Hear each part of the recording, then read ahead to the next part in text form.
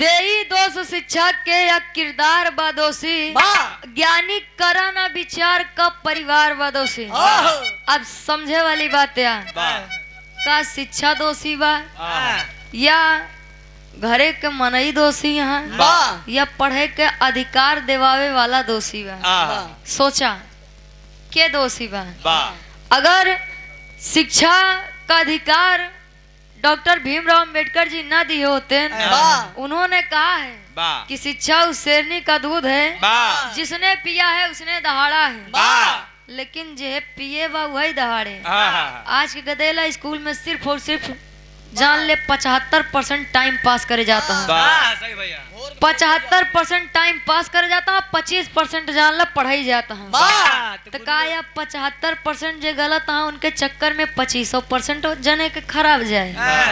तो पहली बात तो जो अधिकार देवाए उ नहीं खराब बा। दूसरा परिवार तो सोचत है कि जौन चीज हम नहीं देखे ही वो चीज हमारा लड़किया आगे चल के देखे। मातारी बाप अच्छे से अच्छा स्कूले में लड़किया के एडमिशन करवाते काहे बरे कि हमारा लड़किया पढ़े लिखे कल के कुछ बनी जाए, डीएम बने, एसपी बने, पुलिस बने, डॉक्टर बने, इंजीनियर बने, जौन जौन भी इच्छा बा। अगर कुछ भी बने तो नाम हमार होए, घरे की स्थिति सुधरे। मातारी बाप नहीं गलत है, न शिक्षा गलत बा, आखिर गलत का बा? का गलत बा?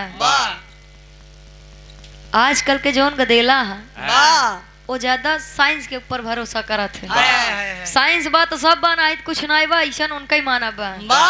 तीसरी शक्ति संसार में है और उस शक्ति लोग भगवान या ईश्वर के रूप में मानत है। क्यों ईश्वर का तो देखे नहीं बा कि देखे बा, लेकिन मनई की अपन अपन इच्छा है। पहले के लोग कम पढ़ा लिखा रहे लेकिन उनके अंदर संस्कार रहन, अदब रहन, मर्यादा बचावे सीख रहे। अब गदेला पढ़ा हाँ लिखा हाँ लेकिन अरे जायदा सब करत है, अधिकार प्राप्त बा, अधिकार प्राप्त बा। उन्होंने माई बाप से पूछा जे 18 साल 19 साल तुम्हें पाले हैं, उन्होंने पूछा कि उनके तोसी का उम्मीद बा, उन्होंने कुछ अधिकार बा कि नहीं? उन्होंने कुछ अधिकार बा कि बस संविधान अधिकार दे दी तो बात खत्म।